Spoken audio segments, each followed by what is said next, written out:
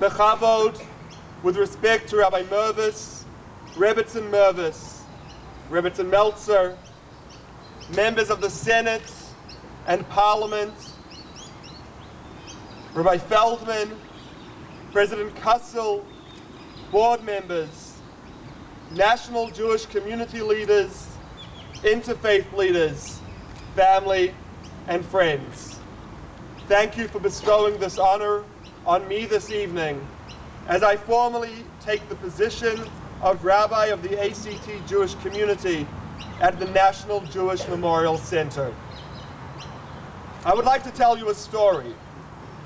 When I was 8 years old, one of my mentors, Rabbi Jeremy Lawrence, was inducted into the position of Rabbi of the Auckland Hebrew congregation.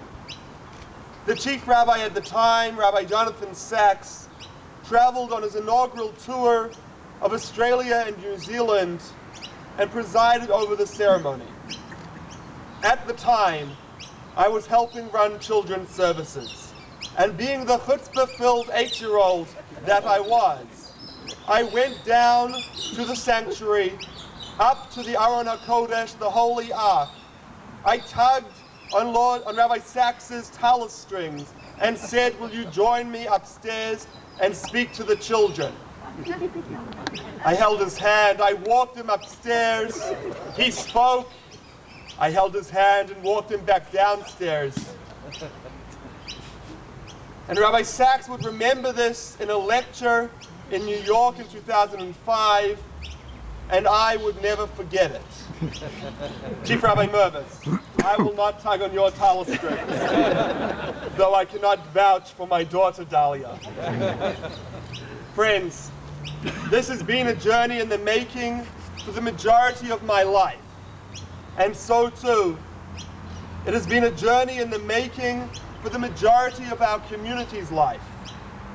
It has been my sincere dream to become a rabbi since I was just a young child. Nothing has tugged at my soul more than engaging people with their Judaism, educating and sharing our rich faith, history, and culture, and ultimately our connection with God. I spoke to the Orthodox congregation on Yom Kippur about my mentor, Rabbi Avi Orlo. He has a slogan of push, pull, and hold. How we should push people to take their Judaism seriously, engage people with their faith, heritage, and their culture. How we should pull people in by not taking ourselves too seriously. And how, as a community, we should hold people when they need shelter from the storm. Tonight, I would like to share with you my vision for our community by introducing another mantra: refresh, reframe, and re-engage. Our community has existed for over 60 years. There have been ups and there have been downs. Yet your engagement and your commitment to this community has not faltered.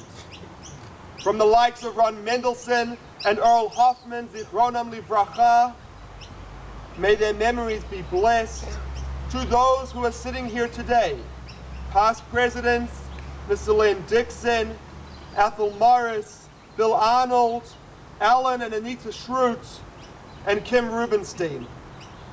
To those who have made the incredible journey to Eretz Yisrael, Dr. Mervyn Dubov, and to the many lay leaders of our community, Dr. Rozelki, Rafi and Rebecca Lira, and many others, your commitment is an inspiration. Our great sage, the Rambam Maimonides, wrote in his Mishnah Torah, his codification of Jewish law, in the laws of personal development, chapter 3, law 3. Ele yasim al libo sheyeh gufo shalem vechazak, kidei shetiyeh nafsho yeshera ledat et Hashem, she'i efshar, שיבין ויסתכל בחכמס והוא רעב וחולה או אחד מעבריו כואב. a person should see to it that his body is kept healthy and strong, in order that they may be upright to know God. For it is impossible to understand and comprehend wisdom when one is hungry and when one is ailing, or if one's limbs ache. It is our responsibility as a community to take pause and to refresh, to regather and to regroup, to ensure that we comprehend where we have come from and to understand where we are going. We cannot succeed if we are tiring or if we are ailing, if we are lacking of vision. Over the next few weeks, together as a community, we will create a strategy for our future. It will include the hard work of our building committee as we send off our plans to update and redevelop our site here at the National Jewish Memorial Center. To update it both for our needs and the needs of a cultural and communal center for the wider Australian Jewry. But it will also include a plan that will see the growth of our educational, social, and religious roots, ensuring our legacy for our children and our grandchildren.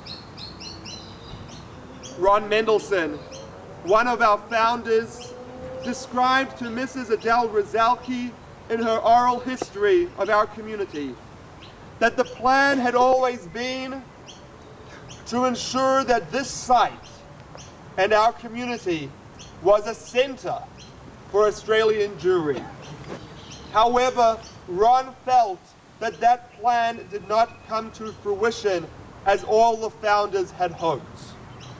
Friends, our community is first and foremost for you, for your families, your children, your grandchildren, and your friends. So too, it is for my children and my family. That is my primary goal. However, it is not enough that we focus only within our own. I addressed this on Yom Kippur. We must look outwards while building inwards. Our center, the National Jewish Memorial Center, whose sacred ground we will break today in anticipation of our future plans, is a home for all Jews of our nation. It is a center to remember those who perished, safeguarding our values and upholding our liberties. And it is a center that represents the entire Jewish community of Australia. We are a home to the Executive Council of Australian Jewry, to the Zionist Federation of Australia, to the Jewish National Fund, and to the Jewish Communal Appeal. We are a center that hosts national Jewish events for organizations like the Defense Force, a center that welcomes travelers from all over our nation and our Jewish world, and a center that represents Judaism to those who give of their time and energies in the Australian Senate and Parliament. Our prophet Jeremiah lamented the destruction of the houses of our people.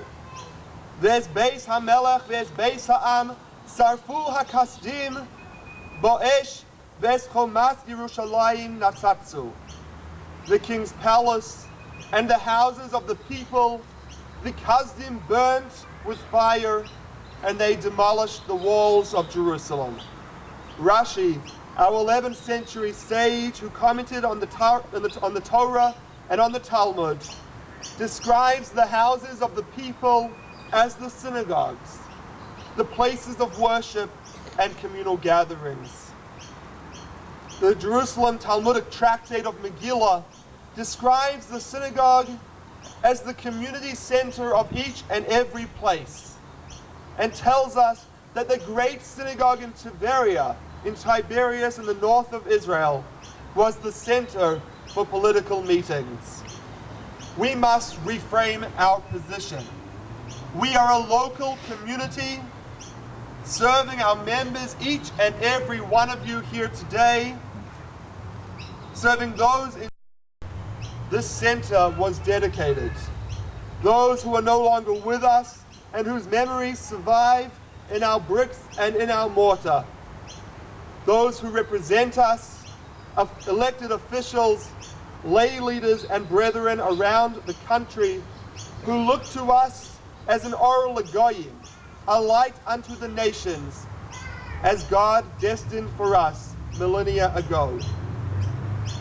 I have spoken of our past and of our future, of our triumphs and our yet achieved goals. It is now time for us to think about what we can do to ensure that our community retains its strength and grasps these missions moving forward. Your immediate past board took a giant step in making the idea of having professional leadership in the form of a rabbi a reality. Their work and the work of the many past volunteers and leaders of our community ensured that our community is here today in 2014. The Ethics of Our Fathers, Pirkei Avot, Chapter 1, Law 6 states as follows. Yehoshua ben Parachia Omer, Oseh lecha rav, vekoneh lecha chaver, vehavidan es kol ha'adam lecha zchut.